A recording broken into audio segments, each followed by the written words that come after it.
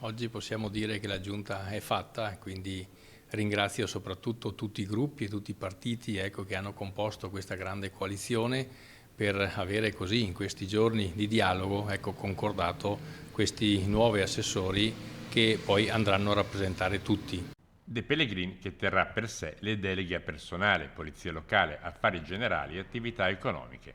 Questi invece gli assessori, enunciando solo i referati principali. Per Fratelli d'Italia, Raffaele Addamiano avrà cultura e sicurezza, Monica Mazzoccoli, sport, eventi, associazioni, tempo libero, coordinamento delle iniziative olimpiche.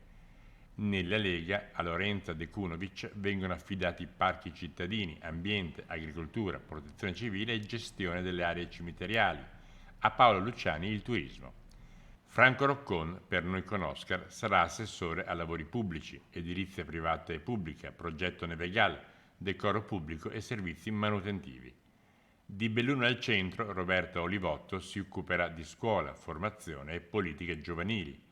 Marco Del Ponte di sociale e politiche per la famiglia, mentre Simonetta Buttignon seguirà lo sportello per i fondi nazionali ed europei e le pari opportunità, lasciando per ultimo il nome di Paolo Gamba, che sarà il vice sindaco e che seguirà bilancio, patrimonio, economato, società partecipate, urbanistica, riqualificazione energetica, trasporti e viabilità. Vice sindaco, non nascondo, ecco, con Paolo, insomma, sapendo la sua esperienza, ma anche la grande amicizia che ci lega e anche, insomma, una persona, ecco, che sa, che conosce la macchina comunale, per me è una garanzia.